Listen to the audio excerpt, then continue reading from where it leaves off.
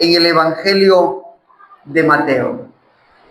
Y hoy nos corresponde hablar acerca de una de las parábolas que el Señor dijo.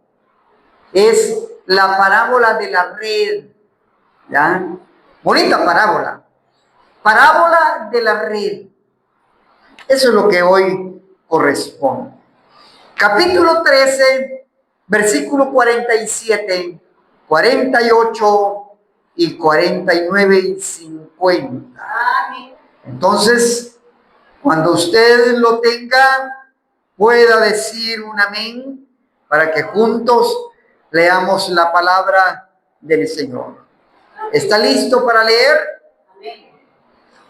Dice la palabra del Señor en el Evangelio de Mateo, capítulo 13, versículo 47 al 50.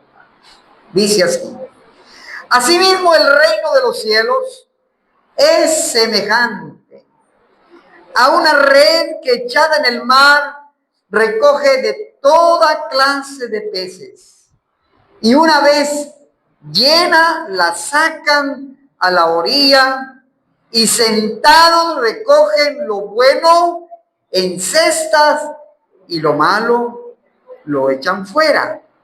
Así será al fin del siglo.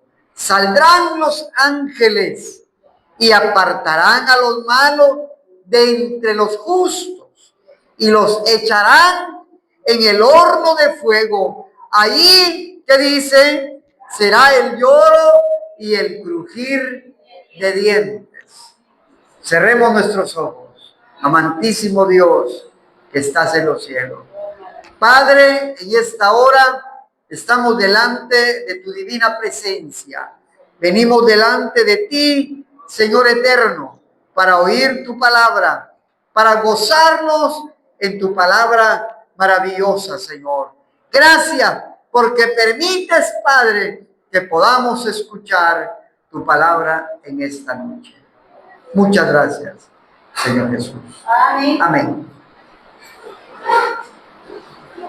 La continuidad que hemos tenido es acerca de entender y conocer, pero primero oír lo que la palabra del Señor dice acerca del reino de los cielos. La temática que se ha llevado, el discurso que ha manejado el Señor, el contenido del mensaje es el reino de los cielos. Ese ha sido el contenido del mensaje de Jesús. Cada parábola tiene sus particularidades. Cada parábola tiene su mensaje. Cada parábola encierra una lección que bien es dicha que cuando uno comprende lo que es una parábola, las parábolas son un discurso, son una narración de una historia que van inmersa con una lección moral o espiritual, que el que la oye la interpreta y extrae de la parábola una lección. Eso es lo que son las parábolas. Las parábolas son una narración que van inmersas o van incrustadas en ella una lección, que la lección puede ser una lección moral de la vida cotidiana, que nos puede ayudar a vivir la vida bien delante de Dios o a tener una vida acorde a la voluntad del Señor. O también las parábolas llevan una lección moral, puede ser una lección moral o espiritual. Cada parábola ha sido hoy, en estos domingos que hemos tenido en el recorrido de estos domingos, han sido realmente una riqueza bíblica que hay en las parábolas.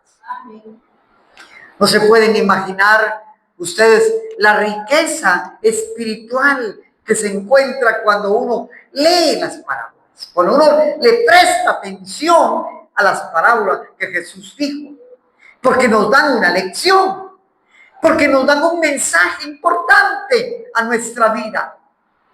Miren, la parábola del trigo y la cizaña, al igual que la parábola de la red, tienen partes en similitudes. Hay muchas cosas en común en estas parábolas. pero cada una de ellas tiene una identificación muy diferente. Sin embargo, se asocian en tanto en la interpretación y en el contenido de las parábolas. Por ejemplo, la parábola de la red que hoy nos toca hablar, que hoy nos toca explicar. ¿Quién no entiende a perfección la ilustración de esta parábola? Tal vez nosotros no estamos familiarizados con ese ambiente, pero creo que más de alguno ha de conocer o más de alguno ha de saber qué significa que una persona pueda vivir en una área de pesca, en una área donde el trabajo rutinario, el trabajo de todos los días es entrarse al mar e ir a pescar en una embarcación y poder salir todos los días con su producto para la venta.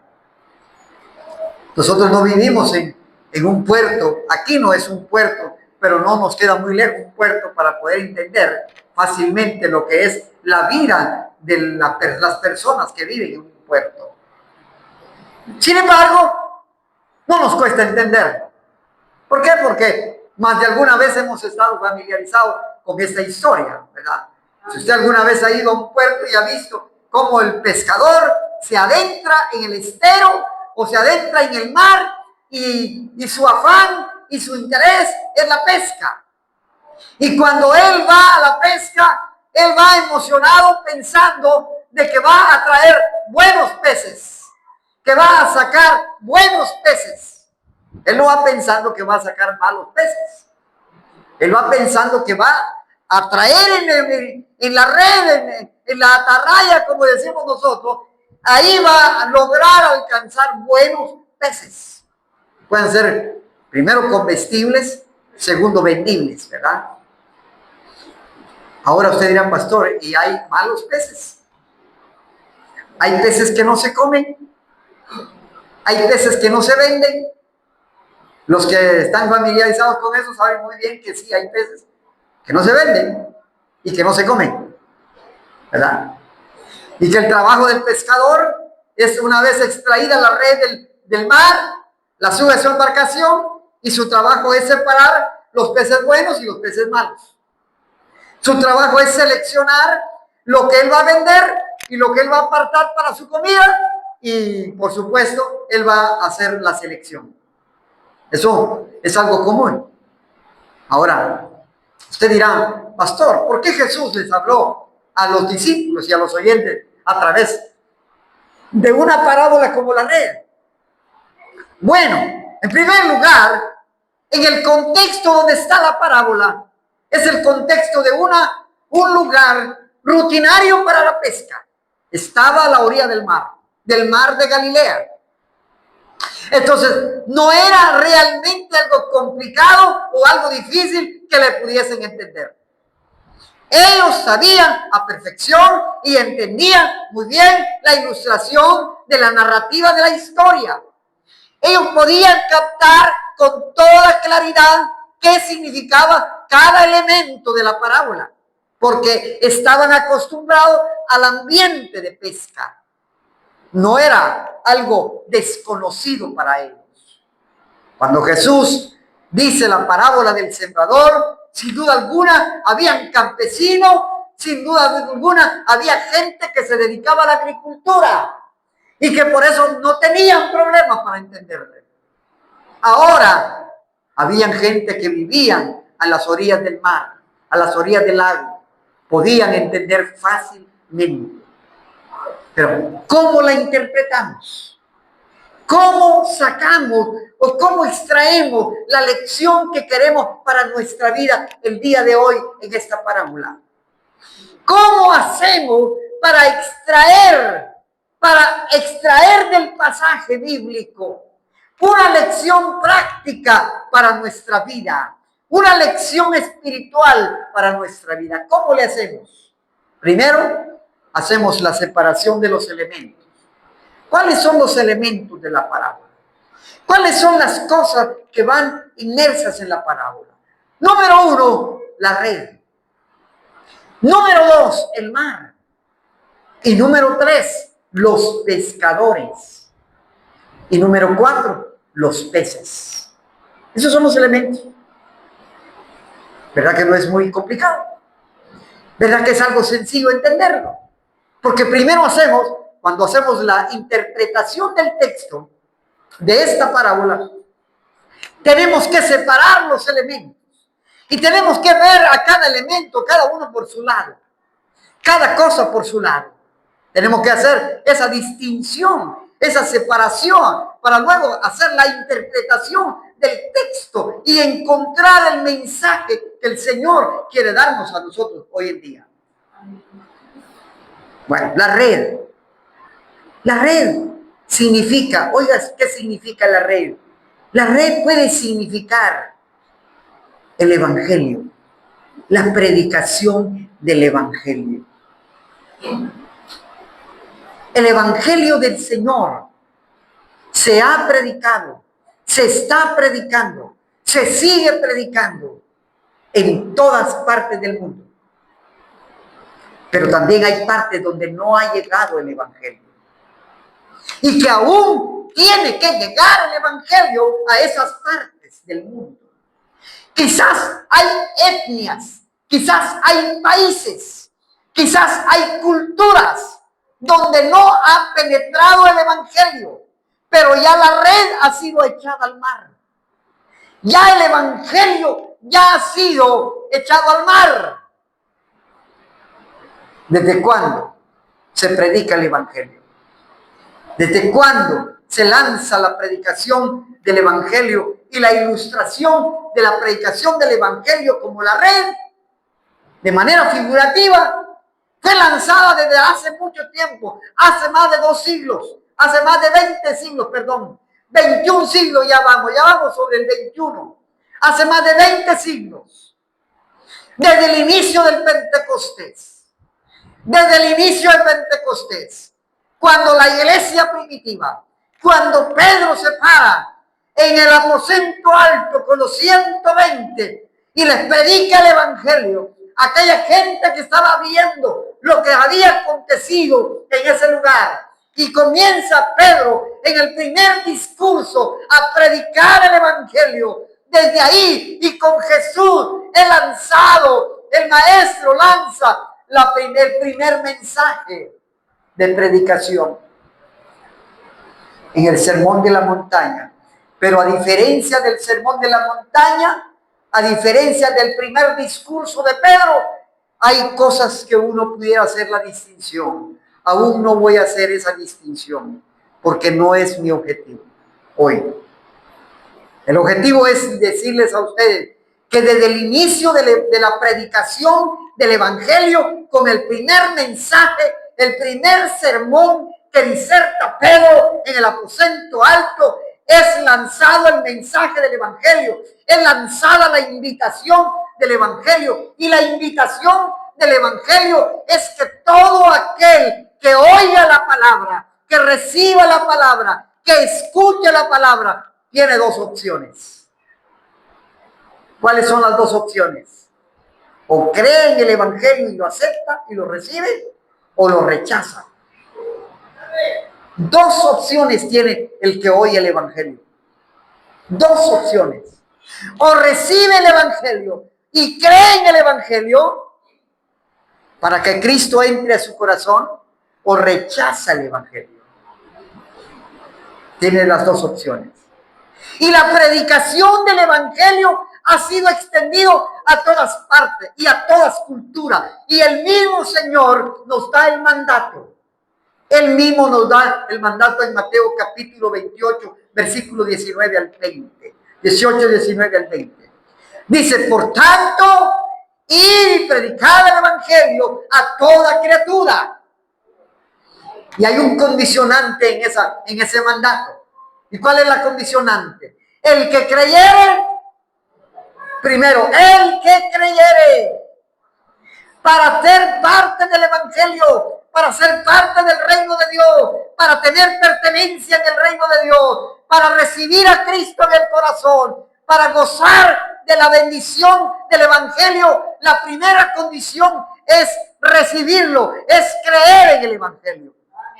El que no cree ya ha sido condenado, dice la palabra. El que rehúsa creer ha sido condenado, dice la palabra. Entonces, ¿cuál es la tarea de la iglesia? ¿Cuál es la tarea? ¿Cuál es el mandato que tiene la iglesia?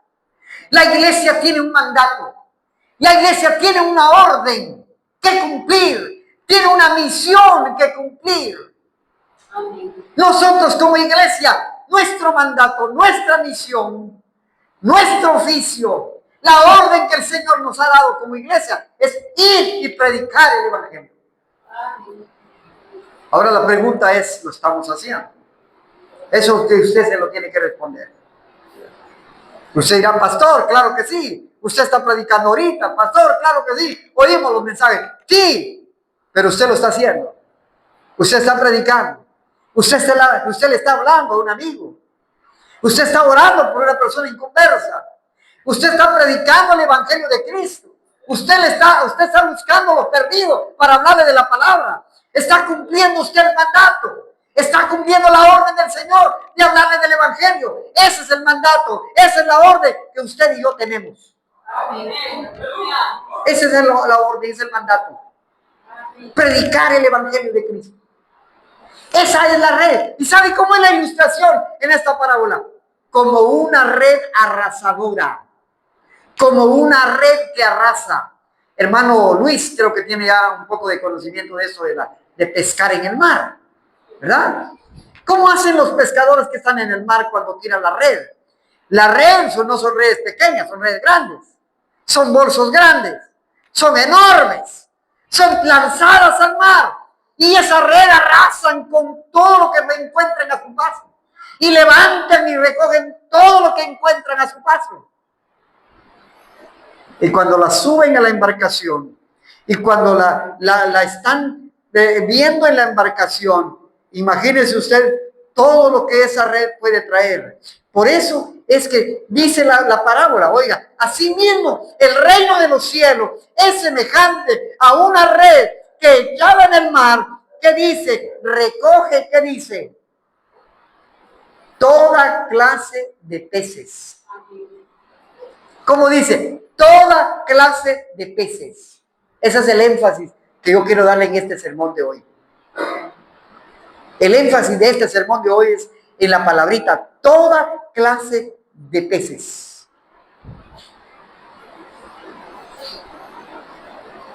Es el énfasis de esta noche. Y por eso pudiéramos preguntarnos, y pudiéramos titularle al sermón de esta noche, ¿qué clase de creyente soy? ¿Qué clase de creyente soy?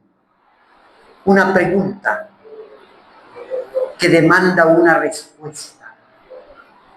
Una pregunta que demanda una respuesta. La respuesta no la doy yo. La respuesta la da usted. La respuesta me la hago yo y yo mismo la respondo. Usted y yo respondemos a la respuesta. ¿Qué clase de creyente soy?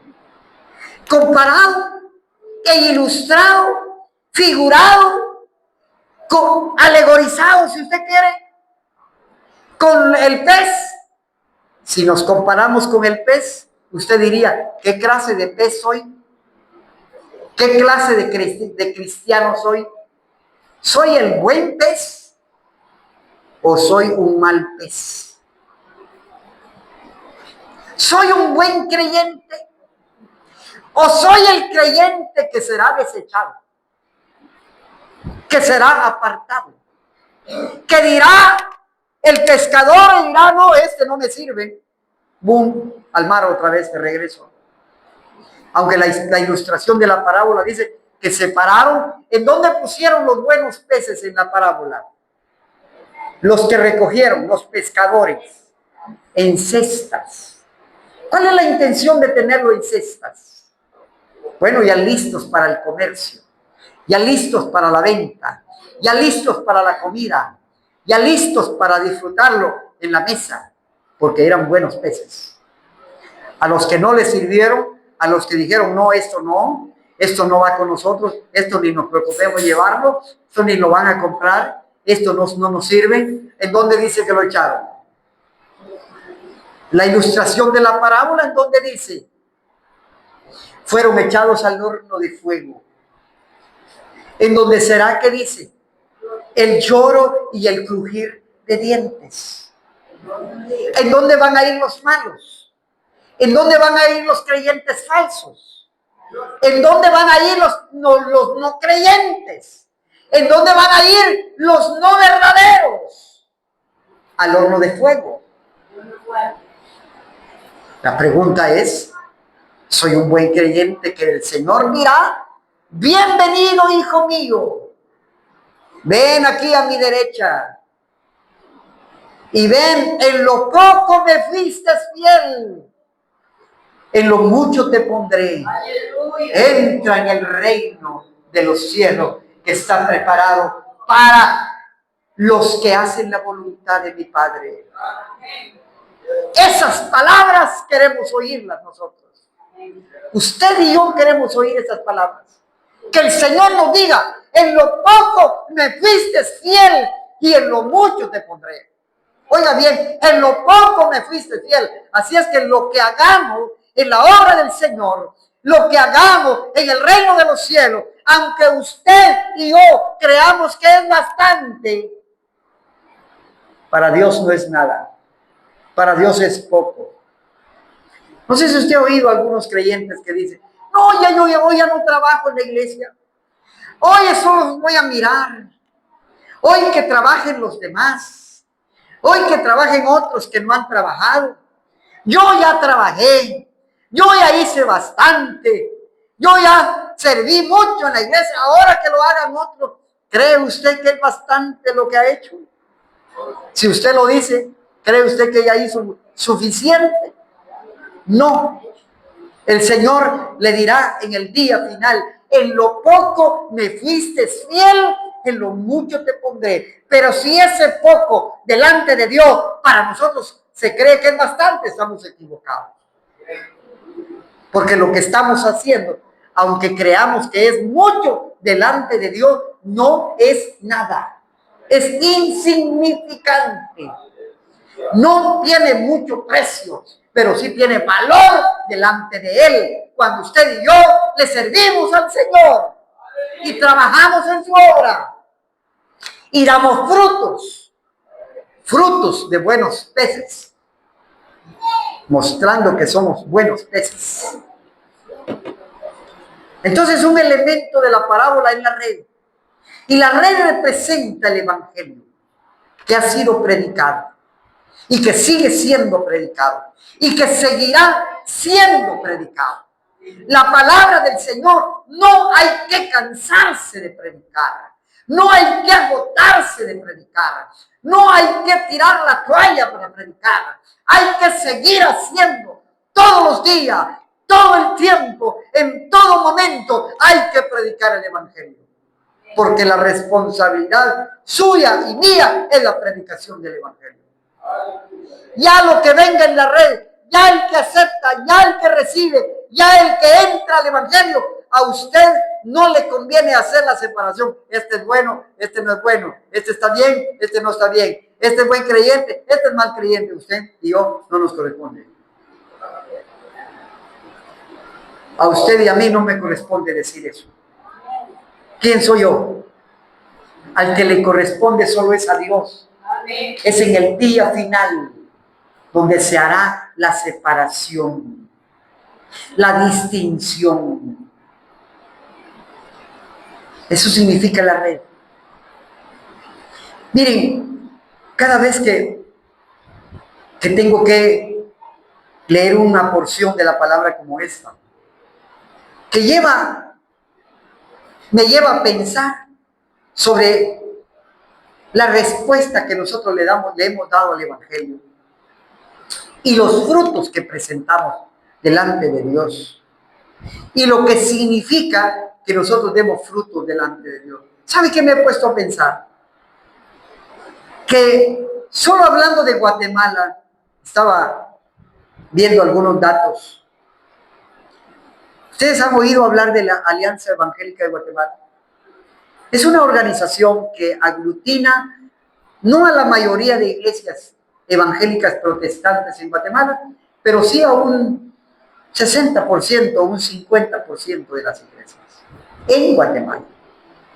La Alianza Evangélica en Guatemala es una organización que aglutina, une a un montón de organizaciones evangélicas en Guatemala, valga la redundancia, denominaciones.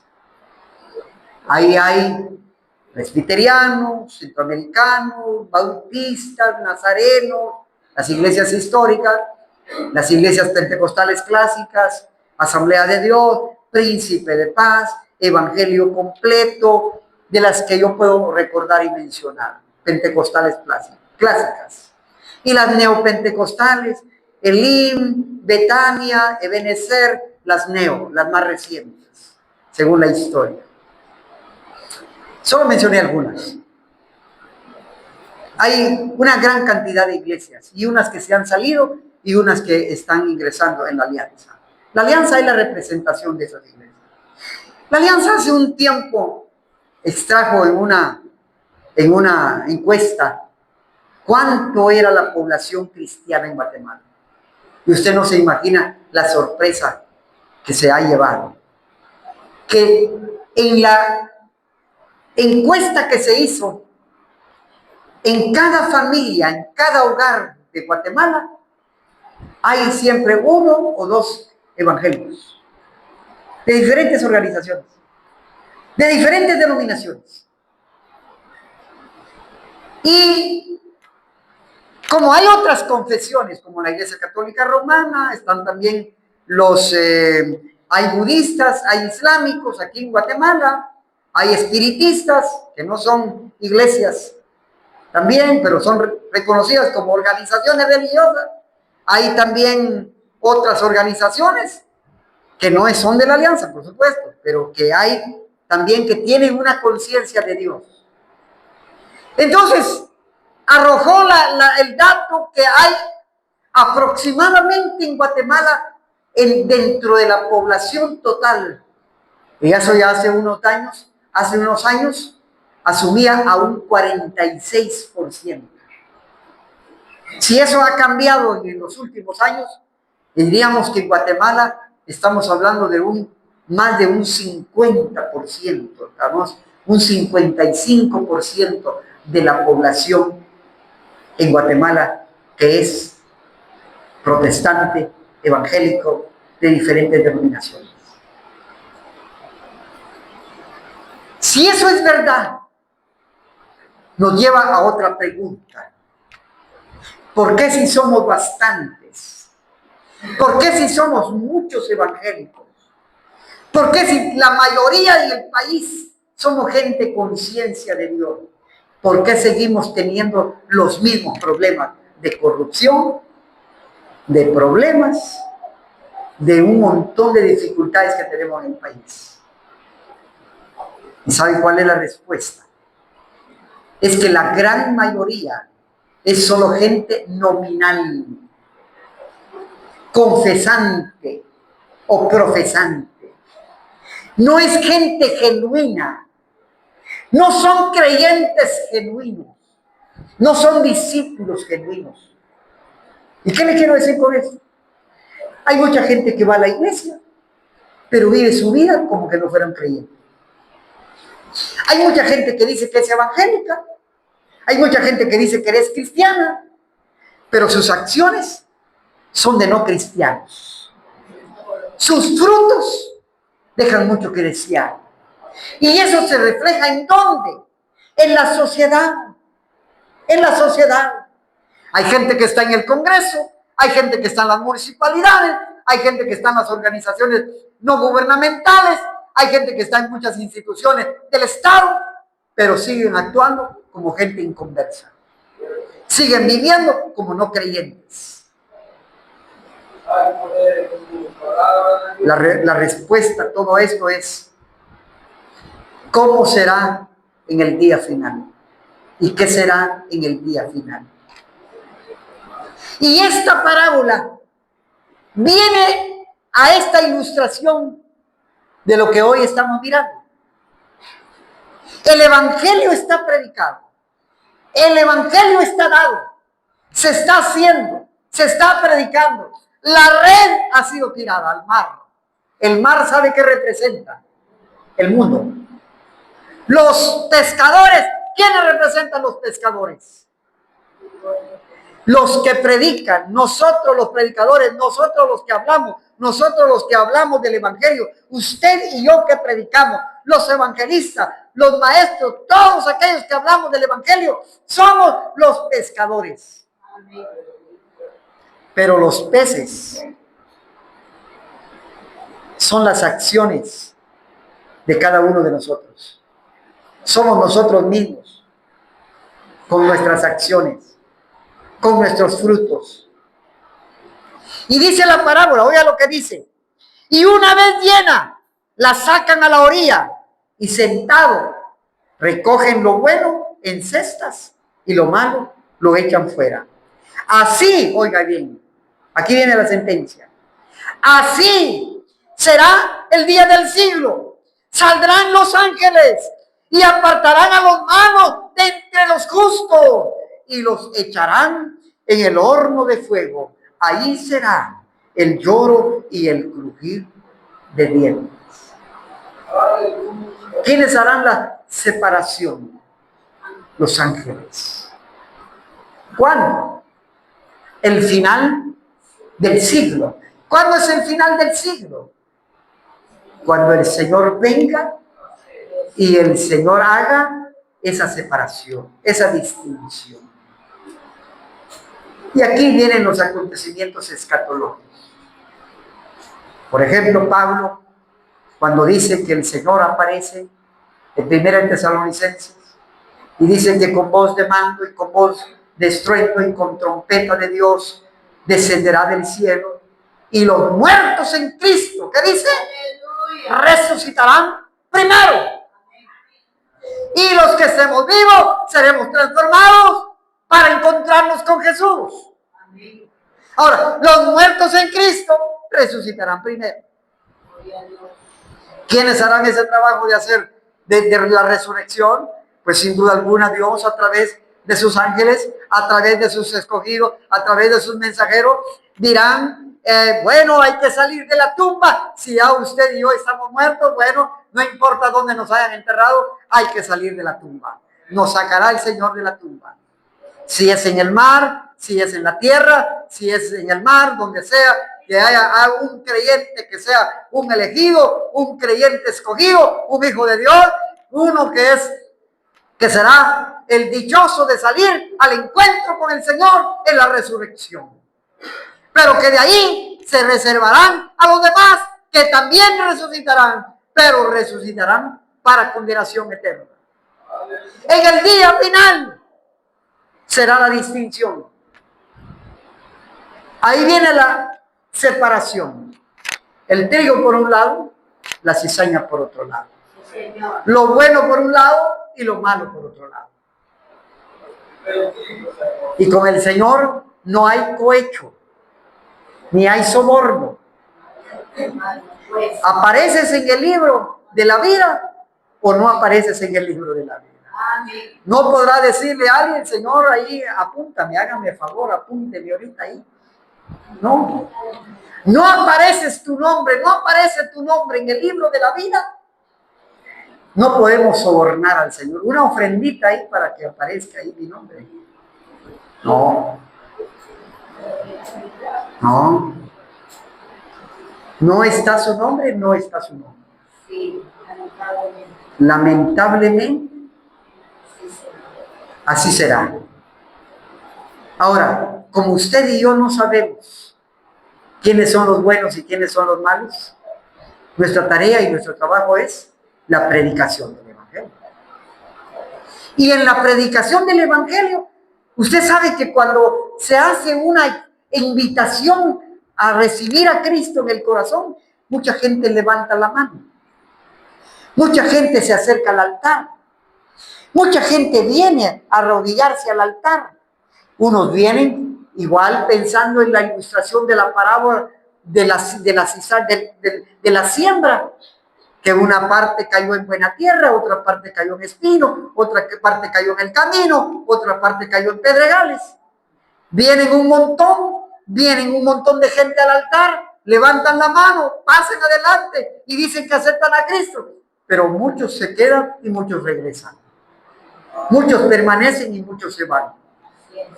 Pero la tarea de la iglesia, la responsabilidad de la iglesia es la predicación del evangelio.